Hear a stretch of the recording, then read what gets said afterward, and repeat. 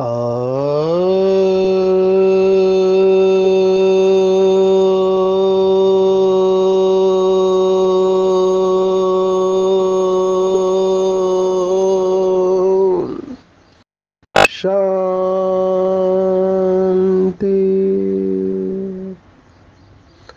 आज 20 अगस्त 2024 भारत में मंगलवार है।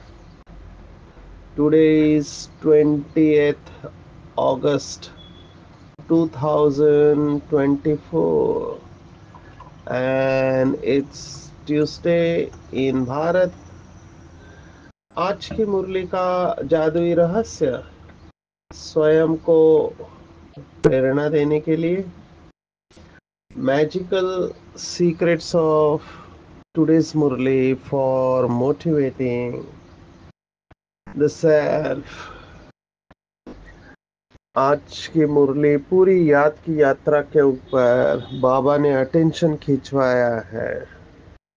बाबा ने स्पष्ट कहा कि ज्ञान से ज्यादा इम्पोर्टेंट है याद की यात्रा।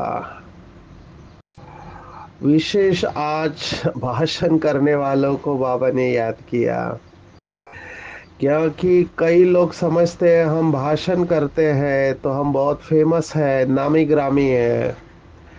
तो बाबा ने स्पष्ट कहा है कि नामी ग्रामी केवल भाषण में नहीं लेकिन याद की यात्रा में बनो। और मुरली के एंड में बाबा कई बार बहुत इंपॉर्टेंट बात कहते हैं। बाबा ने रिजल्ट बताया है कि कई बच्चे सिर्फ भाषण में नामी ग्रामी है, योग है नहीं, और वह अहंकार भी गिरा देता है। तो समझदार है बाबा ने किसको इशारा दिया है? दो लोगों को इशारा दिया है, एक भाषण करने वाले और दूसरे घर में रहने वालों को इतना कदर नहीं रहता जितना बाहर वालों को। ये बाबा रिजल्ट बता रहे हैं कि जो घर गृहस्थ में रहते हैं उन वो ज्यादा अच्छा पुरुषार्थ कर रहे हैं उनके मुकाबले में जो यज्ञ के अंदर रहते हैं। ये बाबा उस वक्त का बात कह रहा है। तो हमको जज नहीं करना है किसी को, लेकिन भाव को समझना है। इसके पीछे का भाव यह है कि जिनको कोई बंधन नहीं है, जो आराम से साधना कर सकते हैं, वो फिर भी नहीं कर रहे हैं, और जो ड्यूटी कर रहे हैं, घर गृहस्थ में रह रहे हैं, उनके ऊपर बहुत सारी जिम्मेवारियां होते हुए भी वो चार्ट रख के बाबा को याद करते हैं। तो ऑब्वियस है कि ये आत्माएं नंबर ले लेंगे। दोनों की कर्मों की गति अलग अलग है, समर्पित भाई बहनों की और घर गृहस्थ में रहने वालों की। वो हम समय मिला तो देखेंगे। विशेष आज बाबा ने पहरे पर पहरा देने वाले बच्चों को याद किया जो सिक्योरिटी की सर्विस करते हैं। बाबा ने कहा एक पंथ दो काम। माना पहरा देते हुए भी बाबा को याद करो। उसके लिए उदाहरण दिया पादरियों का, जो फादर होते हैं चर्च के, जो अच्छे सा तपस्वी होते हैं। बाबा ने कई मुरलियों में कहा हुआ है कि वो साइलेंस में भगवान की याद में चलते हैं। तो आज की पूरी मुरली का फ्लो है कि आप कोई भी काम करते हो, कामकाज करते हुए एक बाप की याद रहे, चलते फिरते बाप और घर को याद करे। यही बहादुरी है, बाबा ने कहा। तो बाबा के बच्चे बहादुर बने। बहादुर वो नहीं जो दुश्मनों से लड़ते हैं, सबसे ज्यादा बहादुर वो है जो चलते फिरते बाबा को याद करके। उसमें बाबा ने आज अलग अलग युक्तियां बताई। जैसे ये पहरे वालों को बोला, ऐसे बाबा ने कहा कि रात को भी एकांत होता है। जब भी आपको समय मिले लेटे लेटे भी याद करो, बाबा ने कहा। देखो बाबा कितना युक्तियां बता रहे हैं। भोजन पे याद करो, स्नान करते वक्त भी याद करो। तो बाबा यही चाहता है कि बच्चे मेरे निरंतर याद में रहे। अभी ये क्यों बाबा कह रहे हैं, बाबा इतना जोर क्यों दे रहा है? इसको समझना है बहुत अच्छी तरह से। फिर आज उन बच्चों को भी याद किया जो कहते घर वाले शादी के लिए बहुत तंग करते हैं। तो बाबा ने कहा जो मजबूत नहीं है और सेंसिबल नहीं है वही ऐसा कहेंगे। तो इसके ऊपर हम कुछ उदाहरण देखने वाले हैं कि दुनिया वाले तो हमारे ऊपर प्रेशर डालेंगे, लेकिन हम दृढ़ रहते हैं तो फिर हमको कोई हरा नहीं सकता है। विशेष बाबा ने कहा जन्म जन्मांतर आपने बोझा उठाया है, लेकिन अभी भगवान आपका बोझा उठाने के लिए आया है। तो भक्ति मार्ग में केवल बोलते थे सब कुछ तेरा, लेकिन अभी प्रैक्टिकली सिर्फ बोलना नहीं है, उसका अनुभव करना है। सब कुछ बाबा का देना है। उसके लिए एग्जाम्पल बाबा ने कहा कमल पुष्प का सिंबल। ये भी भगवत गीता का श्लोक है, 5वें अध्याय का, पद्म पत्र युवाम्बसा। तो कमल पुष्प का सिंबल सामने रखना है तो न्यारे और प्यारे डबल लाइट बन जाएंगे। और अहंकार को छोड़ना है, रूप को छोड़ना है। सच्चे पांडव है जो ऊंची अवस्था में शरीर के भान से जाते हैं। तो आज की पूरी मुरली इसके ऊपर है। हम शुरुआत करेंगे। बाबा हमेशा बैलेंस की बात कहता है, क्योंकि आज की मुरली में सेवा की बात भी आई हुई है। बैचेस के ऊपर सेवा करना है, म्यूजियम सर्कस वालों को भी याद किया है। बाबा की मुरली देखो कितना वैरायटी बातें होती है। आप एक बात भी, मुझे लगता है एक एक शब्द की गहराई में जाओ और सुनाए। मुझे तो मुरली पढ़ने में समझने में काफी टाइम लगता है। जैसे हम एमबीबीएस की किताबें लेकर पढ़ते थे, वैसे हम एक एक शब्द की गहराई में जाए। जो अच्छे समझदार, जिनको हम कहते हैं स्टूडियस होते हैं, वो एक एक शब्द को लिख लेते हैं। लिख के फिर उसकी गहराई में जाएंगे और उसके ऊपर मनन चिंतन करेंगे, क्योंकि भगवान आज है। ये सब बातें एक एक मुरली के शब्दों की वैल्यू होनी चाहिए, उतना रिगार्ड और रिस्पेक्ट से देखना चाहिए। जैसे कल की मुरली में सिख धर्म को याद किया था कि, और कहा था बाबा ने कि वो ग्रंथ को ही गुरु समझते हैं, माना ग्रंथ ही गुरु का सिंबल है। ऐसे बाबा ने कहा था, क्योंकि अमृतसर के मंदिर में जो गोल्डन टेम्पल है वहां ग्रंथ रखे हुए हैं, सब जगह पे ग्रंथ रखे हुए हैं। हिंदुओं में क्या करते हैं, मूर्तियां रखते हैं। अभी मूर्ति से भी प्रेरणा ले सकते हैं। लक्ष्मी नारायण का मंदिर है, या राम सीता का मंदिर है, या श्री कृष्ण श्री राधे का मंदिर है, या हनुमान का है। इनसे प्रेरणा ले सकते हैं, लेकिन बेसिकली उनकी बातें या चरित्र आपके अंदर आ जाना चाहिए। तो नथिंग रॉन्ग अगर मूर्तियों को भी देखते हैं तो। अभी हनुमान की मूर्ति देखने से क्या मिलेगा कि हनुमान ने अपने दिल में परमात्मा को बिठाया था और वो भक्तों में नंबर 1 गया। तो हमको भी इनसे ये प्रेरणा लेनी चाहिए। सिर्फ हनुमान हनुमान या हनुमान चालीसा जो पढ़ते हैं वो फर्स्ट स्टेप में कहूँगा। उसके बाद अगर आप उसके क्वालिटीज को फॉलो नहीं कर रहे हैं, हनुमान ब्रह्मचारी था, तो क्या सब हनुमान को याद करने वाले ब्रह्मचारी है? तो पूरी तरह से फॉलो नहीं कर रहे हैं। हनुमान ने तो दिल में परमात्मा को रखा था, तो क्या सब हनुमान को याद करने वाले दिल में परमात्मा को रखते हैं? तो मूर्तियों से भी प्रेरणा ली जा सकती है। तो ये जो किताब की बात कही है बाबा ने कल मुरली में, तो वो किसकी पूजा करते हैं कि महावाक्यों की पूजा है वो। तो हमको भी देखो, ये गुरुओं के महावाक्य को इतना पूछते हैं, तो हमको तो डायरेक्ट भगवान वाच मिला है। तो बाबा के इन शब्दों को दिल पर रखना चाहिए, उसको लेकर चूमना चाहिए। लेकिन मैं कई जगह पर देखता हूँ, सेंटर पर भी मुरली कहाँ कोने में पड़ी हुई रहती है, या मुरली को कहाँ बोलना नहीं चाहिए, नहीं चाहिए उस जगह पे फेंक देते हैं। तो ये डिसरिगार्ड हुआ। मुझे तो मुरली ऐसे लगता है कि जैसे हम तिजोरी में पैसा संभाल के रखते हैं, तिजोरी में गहने रखते हैं, वैसे ये मुरलियाँ संभाल के रखनी चाहिए। इतना रिगार्ड और रिस्पेक्ट हमारा मुरलियों के प्रति होना चाहिए कि एक एक शब्द दिल में छप जाना चाहिए। मैं तो सचमुच में वंडर खाता हूँ कि इस समय के जो टेररिस्ट है अभी मैंने सीआईडीज का सेशन लिया, तो कुछ बुरी बातें हैं, बता नहीं सकते हैं।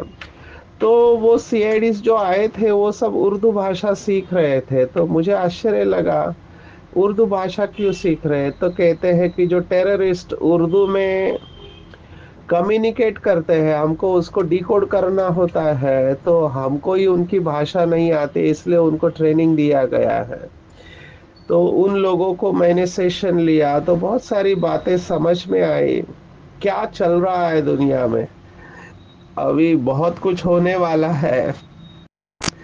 एक और कल किसी ने वीडियो भेजा मुझे मध्य प्रदेश से, तो उसमें बताया गया है कि एक आत्मा 600 वर्ष पूर्व होके गई। मैंने उसके बारे में पहले भी आपको बताया कि उस आत्मा ने 600 वर्ष पूर्व बताया था कि कैसे 24 25 26 में परिवर्तन होने वाला है। अभी ये है ओडिशा की आत्मा है जिसने ये भविष्यवाणी की, लेकिन उसकी सभी आत्मा भविष्यवाणियां सच निकली। तो उन्होंने कहा इस जगन्नाथपुरी के मंदिर में ऐसे पंछी बैठेंगे जो अभक्ष भक्षण करते, जो पहले नहीं बैठते थे, और झंडे को आग लगेगी। ये सब घटनाएं अभी हो रही है, और 19वां राजा भी है। ये सब बातें 600 वर्ष पूर्व कही थी और अभी वो सत्य दिखाई दे रही है। तो इसके ऊपर अभी दुनिया वाले जो भागवत कथा करने वाले हैं, ये भागवत कथा करने वाली आत्मा कह रही है कि वैसे शास्त्रों में लिखा है 4,32,000, लेकिन अभी ये जो भविष्यवाणी के अनुसार हम लक्षण देख रहे हैं, तो अगले वो खुद कह रहे हैं। अभी देखो ये भागवत कथा कहने वाला कह रहा है कि अगले 3 और 4 साल इसके बाद कलयुग समाप्त हो जाएगा, ये भागवत कथा वाला कह रहा है। तो ये भी लक्षण है। तो ऐसे वीडियोस है। एक सिख धर्म का गुरु, वो भी कह धर्म गुरु, वो कह रहा है कि अपने पास 6 महीने का राशन संभाल के रखो, 6 महीने का, और माचिस की तीली भी रखो। अभी ये सब क्यों कहना पड़ रहा है, ये तो नॉन बीके है। लेकिन बहुत वंडर है कि ये लोग ये सब बातें हमको कह रहे हैं, तो हमको बहुत अटेंशन देना है। बाबा हमको कितने सालों से कह रहे थे, और बाबा बाबा का पार्ट वैसे तो खत्म हो चुका है 2017 में, अभी 7 साल हो गए हैं। तो हमको अभी बहुत बहुत बहुत लगन से साधना करनी चाहिए। मुझे बहुत रहम आता है उन आत्माओं के ऊपर जो छोटी छोटी बातों में अपनी अवस्था को खराब कर लेते हैं। छोटी छोटी बातों में अपनी अवस्था को खराब कर लेते हैं। दिन भर ये क्या याद करेंगे। हम खुद यज्ञ में रहते हैं तो हम ये देखते हैं चारों तरफ ये बातें होती रहती है। अभी तो ऐसी अवस्था होनी चाहिए कि एक बाप दूसरा न कोई, मेरे तो एक शिव बाबा दूसरा न कोई। आज की पूरी मुरली इसके ऊपर है। तो 2 शब्दों के ऊपर मैं बोल रहा था, रिगार्ड और डिसरिगार्ड। ये शब्द बाबा ने आज के मुरली में इस्तेमाल किया। रिगार्ड माना रिस्पेक्ट, सम्मान।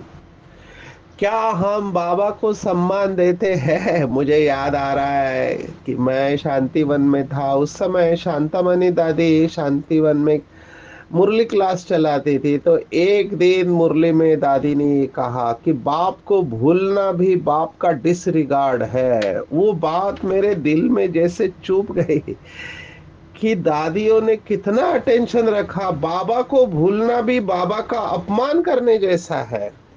अभी ये क्यों, मैं इसके ऊपर चिंतन किया था कि हम किसी दूर देश से किसी मेहमान को बुला रहे हैं, फॉर एग्जाम्पल अगर भारत वाले अमेरिका से किसी मेहमान को बहुत सालों से बुला रहे हैं, और बहुत बुलाने के बाद बहुत सालों के बाद वो मेहमान हमारे घर में आया, और हम कहते तुम्हारे लिए टाइम नहीं है।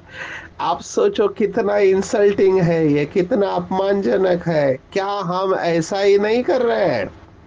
हमने 2500 वर्ष से शिव बाबा को बुलाया कि बाबा आओ आओ आओ, हम थक चुके हैं, हम हैरान हो गए हैं, परेशान हो गए, हम दुखी हो गए, बाबा आओ और हमें दुखों से मुक्त कर दो, हमें केवल 1 सेकंड का दर्शन कर दे दो। जैसे कल की मुरली में ब्रह्मा बाबा का अनुभव सुनाया था कि वो लक्ष्मी नारायण का ऑयल पेंट का चित्र अपनी गद्दी के पास रख के सोचते थे कि ये दर्शन क्यों नहीं दे रहा है, दर्शन क्यों नहीं दे रहा है, मैं इतना याद कर रहा हूँ। तो सोचो, ब्रह्मा बाबा ने इतनी भक्ति की, उनका भी यही था कि दर्शन मिल जाए, दर्शन मिल जाए, जबकि दर्शन से कुछ होने वाला नहीं है। लेकिन फिर भी ये भक्ति मार्ग की आश होती है, तो हमने कितने जन्म उसको पुकारा, कितने सोमवार शुक्रवार पता नहीं वार किए हैं, कितनी तीर्थ यात्रा की है, और हमारे बुलाने पर वो आ गया है, और हम कहते हैं कि याद करने की फुर्सत नहीं है। तो ये एक प्रकार का डिसरिगार्ड, इंसल्ट है बाबा का। भले बाबा को फर्क नहीं पड़ता है, बाबा स्पष्ट कह रहा है ये मेरा कोई फर्क नहीं है, ये तो आप अपना ही डिसरिगार्ड करते हो। ये बाबा ने स्पष्ट आज रिजल्ट बता दिया है। तो जो सेंसिटिव होंगे, जो समझदार होंगे, जिनकी बुद्धि स्वच्छ होंगे, बाबा के इशारे को समझ जाएंगे कि मुझे लास्ट में पश्चाताप नहीं करना है। देखो, स्कूल में भी कॉलेज में भी बच्चे होते हैं, साल भर मस्ती करते हैं, एंजॉय करते हैं, पढ़ाई नहीं करते हैं, और लास्ट में एग्जाम आने के 1 महीना पहले पढ़ाई करते हैं। अभी ये लोग कितने मार्क्स लेंगे? जैसे तैसे पास हो जाएंगे, फायदा क्या? फिर देखेंगे हमारे साथ वाले दोस्तों को अच्छे मार्क्स मिले, वो अच्छे फ्लाइंग कलर्स में पास हो गए, फिर दुखी होंगे कि मैं भी मेहनत करता तो मुझे भी अच्छा पद मिलता। अभी वो तो एक साल की बात होती है, यहाँ तो कल्प कल्पांतर की बात है। हर कल्प में वो पद फिक्स होने वाला है। तो सोचो हमको कितना अटेंशन देना चाहिए, पैसे कमाने के लिए हम कितना मेहनत करते हैं, दिन भर खाने पीने की चीजों के लिए कितना मेहनत करते हैं, और पेट खाएगा क्या? 2 रोटी खाएगा, पहनने का 2 जोड़ी कपड़े, सोएंगे तो एक बिस्तर के ऊपर, लेकिन जमा करने में कितना मेहनत करते हैं। कल मैं ट्रेन से आ रहा था पुणे से, तो मैंने देखा मेरे साथ में सेकंड एसी में एक बिजनेसमैन, वो कंटिन्यूअसली फोन पे सेशन ले रहा है, 1 सेकंड भी उसकी आंख इधर से उधर नहीं हो रही है। मुंबई से पुणे 4.5 4 घंटा लगता है, नॉन स्टॉप वो उसके ऊपर बात कर रहा है, खाना भी उसने नहीं खाया था। तो अभी ये क्या करेगा? पैसा कमाएगा बहुत। ऐसे बिजनेसमैन होते हैं जो 1 सेकंड भी वेस्ट नहीं करते हैं, हम इनको देखते हैं। स्टॉक मार्केट वाले हैं या बड़े बड़े बिजनेसमैन हैं, तो ये लोग अपना 1 सेकंड भी वेस्ट नहीं करते। किसके लिए? विनाशी धन के लिए। चलो, बाबा ने ये जरूर कहा कि बैलेंस में चलो, माना घर गृहस्थ के लिए आपको कमाना जरूर है, लेकिन समय निकाल के बाबा को याद भी करना है। अभी वो भी समय नहीं रहा है, अभी तो चलते फिरते बाबा को याद करना है। तो पहले तो अपना लक्ष्य होना चाहिए जो आज बाबा ने दिया कि नामी ग्रामी बनना जरूर है, लेकिन याद की यात्रा में नामी ग्रामी बनना है, ना कि भाषण करने में। अब ये ज्ञान वैसे देखा जाए तो बहुत सरल है, बेसिक बातें आपको समझ में आ गई तो मुरली सुनना सुनाना ये बहुत सहज है। एक्चुअली मैं हमेशा इस सेशन में कहता हूँ कि बाबा का सबसे बुद्धिमान बच्चा वही है जो अपनी मन और बुद्धि को निरंतर शिव बाबा के ऊपर एकाग्र कर सके। अब ये अटेंशन मुझे ही रखना है, क्योंकि मेरे सिर के ऊपर पापों का बोझा है। जब तक ये अंदर से नहीं आएगा कि सिर पर पापों का बोझा है, तब तक ये होने वाला नहीं है। तब तक टाइम पास ही होते रहेगा। जब लोग, बाबा के बच्चे मैं देखता हूँ टाइम वेस्ट कर रहे हैं झरमुई झगमुई में, मना इधर उधर की बातें, इसमें ही टाइम वेस्ट कर रहे हैं, दुनियावी बातों में टाइम वेस्ट कर रहे हैं, जबकि दुनिया तैयारी कर रहे हैं विनाश के, और हम उनको देखने में टाइम वेस्ट कर रहे हैं, तो नुकसान अपना ही कर रहे हैं। बार बार अपने को याद दिलाना है कि जन्म जन्मांतर का पाप कर्मों का बोझा सिर के ऊपर है, उसका एक ही तरीका है उसको उतारने का, वो है याद की यात्रा। याद की यात्रा। बाबा ने कहा तुमको तो पुरानी दुनिया से वैराग्य आना चाहिए। इस पुरानी दुनिया से तुमको वैराग्य है, भल पार्ट में आना है, परंतु इस पुरानी दुनिया में नहीं आना है, ये तो छीछी रावण राज्य है। तो आज की मुरली से द्वारा प्रेरणा लेके अपने याद का चार्ट बढ़ाना है। आप जो कुछ भी कर रहे हो, भले आज बाबा ने पहरे वालों को याद किया है, लेकिन बाबा ने सभी प्रोफेशन वाले को याद किया, किचन में खाना बनाने वाले, एक मुरली में कहा था कपड़े सिलाई करने वाले, बाबा ने सबको कहा है। आज तो बाबा ने कहा बाथरूम में भी जाते हो, स्नान करते हो, एक मुरली में कहा था पायखाना में जाते हो, उस वक्त भी बाबा को याद करना है। देखो बाबा कोई भी बात को छोड़ नहीं रहा है। भोजन करते समय, अभी देखो हमारी गुलजार दादी कहती थी क्लास में कि कोई कितना भी बिजी क्यों ना हो, पानी पीने के लिए टाइम तो निकाल ही सकता है। तो वो पानी पीने का जो टाइम है, वो 1 मिनट 2 मिनट, वो भी आपको बाबा की याद में रखना है। अभी ये क्यों जरूरी है, इसकी गहराई में जाओ, क्यों जरूरी है। अगर दो शब्द है, एक कर्म कॉन्शियस और सोल कॉन्शियस, बाबा ने ये भी मुरली में बताया है कि कई बच्चे कर्म शुरुआत करने के पहले तो बाबा को याद करते हैं, लेकिन बाद में भूल जाते हैं। तो बाबा ने कहा कर्म कॉन्शियस हो जाते हैं। ब्रह्मा बाबा ने भी अपना अनुभव मुरलियों में सुनाया कि भोजन करने को शुरुआत करता हूं तो बाबा की याद रहती है, लेकिन भोजन करते समय भूल जाती है। तो ये बाबा एक्सेप्ट कर रहा है कि बाबा की याद पारे मिसल है, नहीं रहती है, इसलिए बहुत बहुत अटेंशन देना पड़ेगा, उसके लिए अंतर्मुखी बनना पड़ेगा। अभी आप खुद बाहर मुक्ता में आते हो, आपको बातें करना अच्छा लगता है, दुनियावी बातें करना अच्छा लगता है, तो फिर बाबा क्या करेगा, क्योंकि जितना आप बहिर्मुखता में आएंगे फिर उससे डिटैच होना बहुत मुश्किल है। इसलिए बाबा ने आज कहा कर्म कॉन्शियस, या कर्म करते वक्त बाबा की याद में रहना। अभी दो प्रकार के कर्म होते हैं, एक जिसमें सचमुच में अटेंशन की जरूरत होती है, उदाहरण जो दिया जाता है ब्रह्मा कुमारी, वो कैशियर का। अभी कैशियर को नोट गिनती करना है। आजकल तो मशीन आ गए, पहले बैंक में मशीन नहीं होते थे, वो मशीन भी गड़बड़ कर देते हैं कई बार, कई नोट्स को रिजेक्ट कर देती है, कई नोट फंस जाते हैं। तो फिर भी कैशियर का काम बहुत इंपॉर्टेंट है, उसको नाम चेक करना होता है, अकाउंट नंबर चेक करना होता है। तो ऐसे जो बहुत इंपॉर्टेंट काम होते हैं जिसमें फिगर्स इन्वॉल्व है, तो आपका बहुत अच्छा अटेंशन चाहिए। बाकी रूटीन जो काम है, कपड़े धोना, झाड़ू मारना, घूमना फिरना, जहाँ पे ज़्यादा अटेंशन की ज़रूरत नहीं है, वहाँ पे तो आप डेफिनेटली बाबा की याद में अच्छा रह सकते हो। और धीरे धीरे जैसे हमारे अटेंशन की डिग्री बढ़ते जाएगी, मैं शब्द इस्तेमाल कर रहा हूँ अटेंशन, क्योंकि योग माना ही अटेंशन। अटेंशन वैसे शब्द एक्सरसाइज के वक्त, रूहानी ड्रिल के वक्त इस्तेमाल करते हैं। अटेंशन प्लीज, शरीर भी अटेंशन में रहना चाहिए, मन और बुद्धि भी अटेंशन में रहना चाहिए।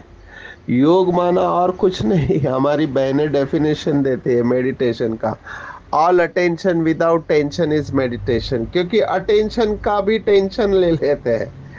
ऐसे भी बाबा के बच्चे हैं कि योग का चार्ट रखना है, योग का चार्ट रखना है, उसका भी टेंशन आ जाता है, जबकि ये सहज होना चाहिए, याद नेचुरल होनी चाहिए, और बीच बीच में उसको शक्तिशाली बनाना है।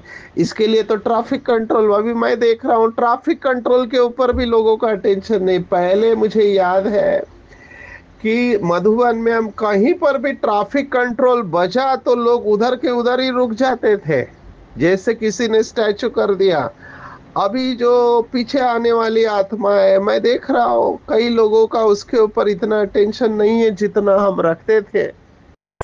तो ट्रैफिक कंट्रोल बाबा ने क्यों बनाया है? ताकि बीच बीच में हमारा अटेंशन रहे। उसके बाद फिर ये हर घंटे का भी आया, हर घंटे का ऑटोमेटिक। अभी तो बहुत कुछ टेक्नोलॉजी इतना डेवलप है कि आपके मोबाइल में हर घंटे ऑटोमेटिकली वो गीत बज सकता है। तो हर घंटे 1 मिनट का आप अटेंशन रखो। ऐसे करते करते आप अपने अटेंशन को इतना बढ़ाएंगे कि आपको बोलना भी अच्छा नहीं लगेगा। ये मैं आपको सुना रहा हूँ अनुभव की बात। एक बार आपने साइलेंस का सुख लेना सीख लिया तो आपको आवाज का सुख अच्छा नहीं लगेगा। अभी मैं खुद रियलाइज किया कि मैं डिजिटल एडिक्शन के ऊपर खुद बोल रहा हूँ, लेकिन मेरा मोबाइल का यूज ज्यादा था। तो मैंने कहा लेट्स एक्सपेरिमेंट। तो मैंने मोबाइल बंद कर दिया देखना। अभी कुछ लोग नाराज हो जाते हैं क्योंकि वो कॉल करते हैं, मैं उठाया नहीं।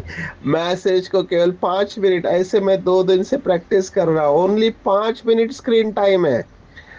तो मैं देखा इतना मुझे अच्छा लग रहा है। 5 मिनट स्क्रीन टाइम रखा पूरे दिन भर में, तो बहुत सुकून का अनुभव हुआ। तो मुझे रियलाइज हुआ कि हम सेवा के नाम पर क्या क्या करते हैं, अपना अटेंशन को भटका देते हैं। अभी ये जरूरी है कि मुझे बहुत सारे लोग मैसेज भेजते हैं, जिम्मेवारी है। तो इम्पोर्टेंट मैसेजेस को मैं देखता हूँ। जैसे अभी मधुबन में बहुत बड़ा प्रोजेक्ट चल रहा है, हमारी सभी बहनों का ब्रेस्ट कैंसर के ऊपर एग्जामिनेशन। बहुत एम्बिशियस प्रोजेक्ट है और हमको फीमेल रेडियोलॉजिस्ट चाहिए, जो क्योंकि ये बहनों का प्रोजेक्ट है तो बहनें बहनों को चेक करती है, तो इसमें बहनें कंफर्टेबल रहती, लेकिन हमको फीमेल रेडियोलॉजिस्ट मिल नहीं रही है। बहुत कोशिश कर रहे हैं डॉक्टर अशोक मेहता और पूरी टीम।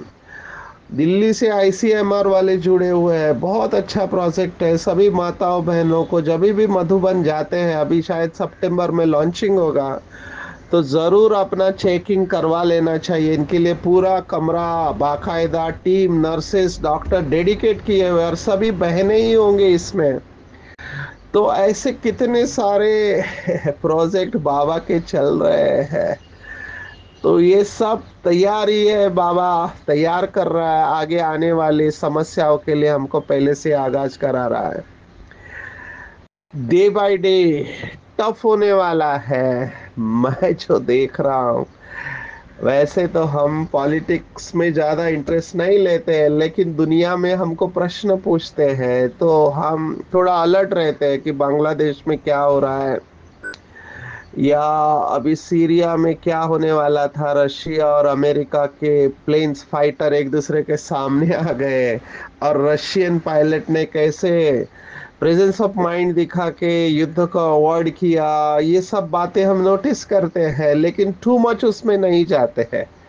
थोड़ा याद में रख के फिर अपने को डिटैच करके बाबा की याद में बैठ जाते हैं। और मुझे भी ऐसे लगता है कि अभी हमको बस बाबा की याद में शरीर छोड़ना है, और उसके लिए बहुत काल का अभ्यास चाहिए। बोझ तो रहेंगे, बहुत सारी बातें दिमाग में चलती रहती है। मैं सोचता हूँ मैं कुमार होके, कोई बंधन नहीं है, वैसे जो भी है मन का ही बंधन है।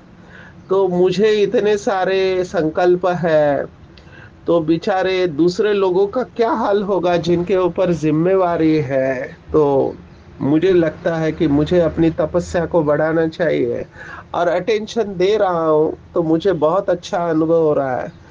तो आज जो बाबा ने कहा वही हमको करना चाहिए कि सब कुछ बोझ जो है बाबा को दे दो। कई लोगों को ये आता नहीं है देना। वो बोलते हैं बाबा ले लो, लेकिन ऐसे नहीं है। वो अंदर दिल की गहराई से बाबा को सौंपना होता है कि बाबा ये जीवन आपका है, मैंने आपको जीवन दे दिया, अभी आप जानो। ये तन तेरा, मन तेरा, धन भी तेरा, ये दिल से फील करना है।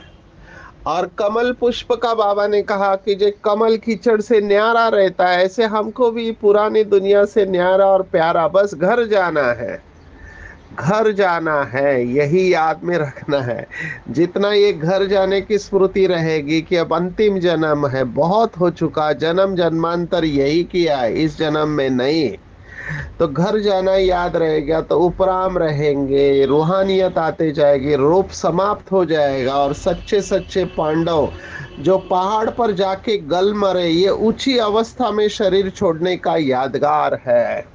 तो आज की पूरी मुरली में टेको याद की भिन्न भिन्न युक्तियां रचनी है। आप कोई भी कर्म कर रहे, गृहस्थी हो, कुमार कुमारी हो, अमृत वेले से रात तक हर कर्म करते वक्त बाबा की याद में रहना है। चलते फिरते, खाते पीते, उठते बैठते, जागते सोते, हर कर्म बाबा की याद में रखना है। इसलिए चार्ट रखना है, सतो प्रधान बनने का ओना रखना है, गफलत नहीं करना है, न अहंकार में आना है। नामी ग्रामी अगर बनना ही है तो याद की यात्रा में नामी ग्रामी, साथ में सर्विस का शौक भी रखना है। सब बोझा है, जो भी बातें दिल को खा रही है, सब कुछ बाबा को दे दो और कमल पुष्प समान न्यारा और प्यारा रहना है। रूहानियत में अपने रूप को खत्म करना है और पांडव समान ऊंची अवस्था में देह भान और अभिमान से मुक्त करना है स्वयं को। ओम शांति।